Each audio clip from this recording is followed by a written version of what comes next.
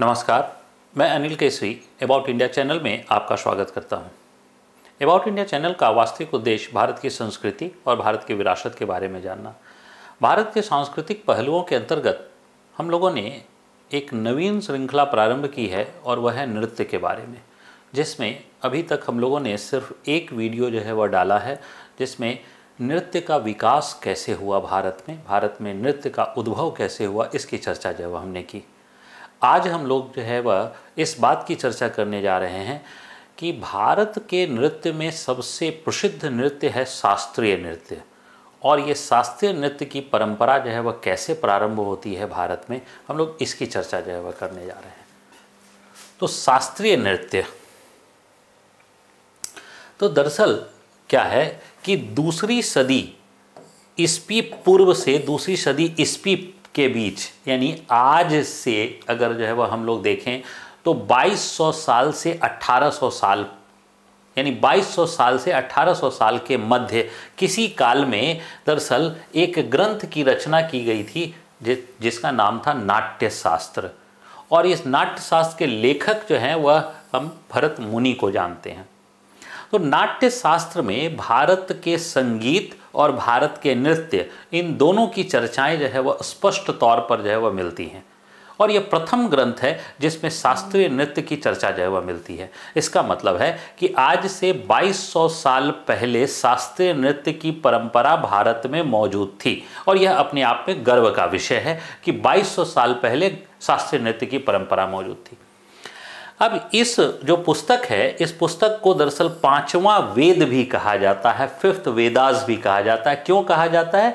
क्योंकि जो 4 वेद हैं उन चारों वेदों में कहीं न कहीं नृत्य के बारे में चर्चा जो है वह मिलती रही है, चाहे वह यजुर्वेद हो, सामवेद हो, अथर्ववेद हो, और ऋग्वेद तो है ही, उसमें भी नृत्य की चर्चा जो है वह मिलती है। इसका मतलब है कोई भी वेद हो उस वेद में भी नृत्य की चर्चा मिलती है, और इसमें विस्तारित चर्चा जो है वह मिलती है जो शास्त्रीय नृत्य की है। तो इसीलिए इसे 5वें वेद के रूप में कहा जाता है। अब शास्त्रीय नृत्य की चर्चा है तो शास्त्रीय नृत्य में 3 जो है वह प्रधान पहलू हैं। 3 पहलू जो है वो प्रधान है शास्त्रीय नृत्य में। वो शास्त्रीय नृत्य में होंगे तभी वो शास्त्रीय नृत्य कहलाएगा। यानी किसी भी प्रकार से शारीरिक भाव भंगिमा दिखा देना या शारीरिक जो है वह लयबद्धता दिखा देना शास्त्रीय नृत्य नहीं है, बल्कि शास्त्रीय नृत्य के अंदर 3 पहलू का समावेश होना आवश्यक है। ये पहलू क्या है? तो पहला है नाट्य, यानी शास्त्रीय नृत्य जो है वह क्या होनी चाहिए? एक प्रकार की नाटिका होनी चाहिए, यह एक प्रकार की लघु नाटिका होनी चाहिए। तो ये तय है कि नाटिका, अब नाटक जो होते हैं वो उसमें संवाद होते हैं, कलाकार संवाद जो है वह प्रस्तुत कर रहे होते हैं।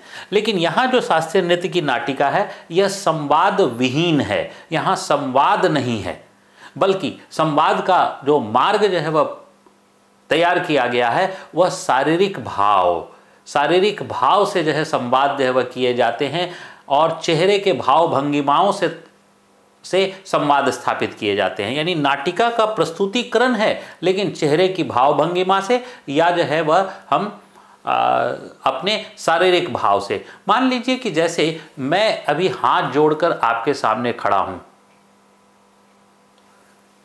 नमस्कार बोला भी नहीं, फिर भी लोगों ने समझा कि हाँ नमस्कार हुआ, तो ये क्या है? शारीरिक भाव से हमने संवाद स्थापित कर दिया। तो यही शास्त्रीय नृत्य के अंदर भी क्या है कि शारीरिक भाव से और चेहरे की भाव भंगिमा से संवाद स्थापित किया जाता है, तो यह एक नाटिका है। दूसरा पहलू है नृत्य। नृत्य जो है वह क्या है कि किसी एक ही विषय पर प्रस्तुति होनी चाहिए, यानी जब प्रस्तुति होगी तो उसमें विषय अलग अलग नहीं होंगे।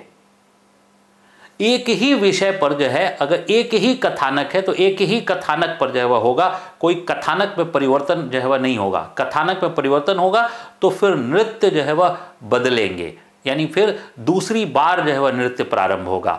जब एक बार नृत्य प्रारंभ हुआ तो उसका कथानक एक ही जो है वह रहेगा। और तीसरा जो है वह जो पहलू है वह है नृत्य, जिसमें शारीरिक गति और वह भाव युक्त जो है वह इंद्रियां, शारीरिक गति और भाव युक्त, क्योंकि इसी के माध्यम से भी हमने कहा कि इसी के माध्यम से संवाद स्थापित किया जाता है। तो ये जो है हमारा क्या है, शास्त्रीय नृत्य के 3 पहलू हैं, और 3 पहलू में हमने जो है वह बात की। पहला है नाट्य, जिसमें नाटिका होनी चाहिए। दूसरा नृत्य, जिसमें जो है वह किसी एक ही विषय पर प्रस्तुति होनी चाहिए। और तीसरा है नृत्य, जिसमें शारीरिक गति और भाव युक्त जो है वह शरीर या भाव युक्त जो है वह इंद्रियां जो है वह होनी चाहिए। ये जो है वह होना है। अब देखिए क्या है, माना जाता है कि नर्तक को भावपूर्ण होने के लिए, किसी भी नर्तक को, चाहे वह नर्तकी हो या नर्तक हो, कोई भी, उसको भावपूर्ण होने के लिए दरअसल उसको 9 रसों से युक्त होना चाहिए। क्यों? क्योंकि अगर कथानक है तो हर एक कथानक में अलग अलग भाव हैं। हो सकता है कहीं जो है रौद्र का भाव हो सकता है कहीं क्रोध का भाव हो सकता है कहीं श्रृंगार का भाव हो सकता है कहीं प्रेम का भाव हो। तो इसका मतलब है रस बदल रहे हैं। तो इसीलिए कहा जा रहा है कि नर्तक को अलग अलग रसों से युक्त होना चाहिए और उनकी 9 रसों की पहचान की गई है। अब ये 9 रस जो है वह कौन कौन है? तो देखिए, श्रृंगार का रस, हास्य रस, करुणा रस, वीर रस, रौद्र रस, भय रस, विभत्स रस, अद्भुत रस, शांत रस। ये 9 रस हैं जो उस नाटिका में प्रयोग होंगे। लेकिन यह आवश्यक नहीं है कि एक ही नाटिका, एक ही कथानक में 9 के 9 रस जो है वह प्रयोग हो जाए। यह कथानक के ऊपर निर्भर करता है। किसी में हो सकता है 1 हो, किसी में हो सकता है 2 हो, किसी में हो सकता है 3 हो, किसी में हो सकता है 4 हो। लेकिन सभी रसों का प्रयोग एक ही कथानक में होगा, यह आवश्यक नहीं है। ठीक है, तो ये 9 रस। अब शास्त्रीय नृत्य की जो प्रारंभिक वर्गीकरण है वह 2 भाग में है। शास्त्रीय नृत्य जो है, आज हम लोग देख रहे हैं कि शास्त्रीय नृत्य की परंपरा 8 भागों में जो विभक्त देखने को मिलती है। लेकिन शास्त्रीय नृत्य का पारंपरिक जो है विभाजन जो है वह क्या है? 2 है, जिसमें पहला है तांडव। तो तांडव नृत्य क्या है? तो तांडव नृत्य एक पुरुषोचित नृत्य है, यानी पुरुष के द्वारा किया जाने वाला नृत्य है। और इसमें रौद्र के भाव हैं और रक्षा के भाव हैं। इसकी उत्पत्ति को भगवान शिव से जो है वह उत्पन्न माना जाता है, जिसके बारे में पहले वीडियो में भी हम लोगों ने बताया है। यानी तांडव नृत्य जो है वह कैसा? पुरुषोचित और जो है वह रौद्र और रक्षा का भाव। केवल जो है वह रौद्र में विनाश ही नहीं होता है, बल्कि रक्षा के भाव भी हैं, जिसपे हम लोगों ने पहले भी चर्चा जो है वह की है कि जैसे भगवान कृष्ण ने भी तांडव नृत्य किया था। जब कालिया नाग का मान मर्दन किया था, तो उसके बाद उसकी फन पर जो है वह तांडव नृत्य किया था, तो वह रक्षा का नृत्य था। क्यों? क्योंकि कालिया नाग के उत्पात से जो है वह गोकुल वासियों की रक्षा की थी भगवान ने। और उसके बाद कालिया को क्या किया? कालिया को छोड़ दिया। क्यों? क्योंकि जो है वह कथानक जो मिलती है उसके अनुसार से कालिया की जो पत्नी थी उसने जो है उसके जीवन को की भीख मांग ली, तो उसको जो है वह मुक्त कर दिया भगवान ने। इसका मतलब है उसको नष्ट नहीं किया। तो इसका मतलब है कि तांडव नृत्य जो है वह किससे? रक्षा से भी जुड़ा हुआ है। ये उत्पत्ति कहाँ से हम लोग देखते हैं? तो भगवान शिव से उत्पत्ति देखते हैं। हालांकि तांडव नृत्य के बारे में हम लोग एक सेपरेट वीडियो कभी जो है वह इसमें भी डालेंगे कि तांडव नृत्य क्या है।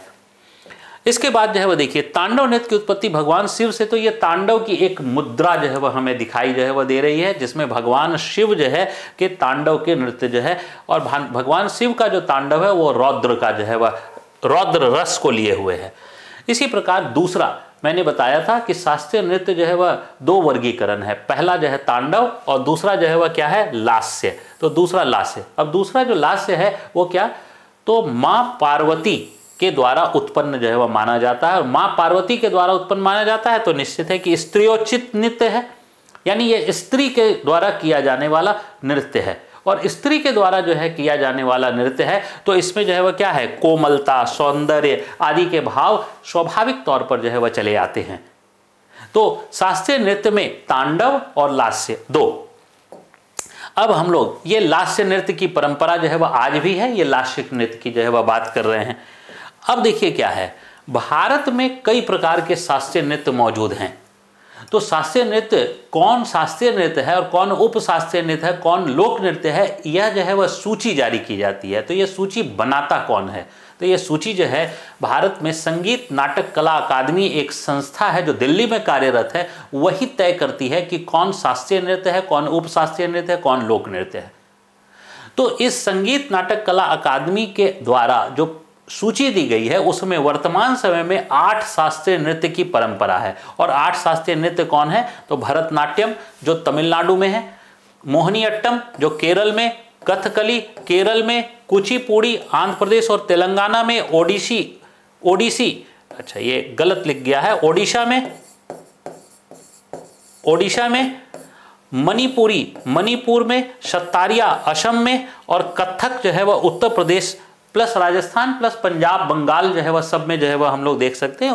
ये कथक नृत्य जो है फेमस है। अब गौर करके देखिएगा कि ये जो नृत्य हैं, ये तमाम नृत्य जो है वो दरअसल लास्य से प्रेरित हैं। मैंने अभी जो है वो बताया था कि लास्य नृत्य जो है वह कैसा है? स्त्रियोचित नृत्य, कोमलता और सौंदर्य के भाव। तो आज जो हमारे शास्त्रीय नृत्य की परंपरा जो है वह आगे जो विकसित हुई है वह लास्य से अधिक प्रेरित जो है वह दिखाई देती है। आइए हम इसको पिक्चरों के माध्यम से भी जानना चाहें तो यह भरतनाट्यम की एक मुद्रा है। इसके बाद जो है वह हम लोग जो है वह देखें, यहाँ मोहिनी अट्टम की जो है वह एक मुद्रा है। इसके बाद जो है वह हम लोग यहाँ देखें तो ये कथकली की मुद्रा है। इसके बाद हम लोग यह देखें तो ये कुचिपुड़ी की मुद्रा है। इसके बाद हम लोग यहाँ पर देखें ये ओडिसी की मुद्रा है।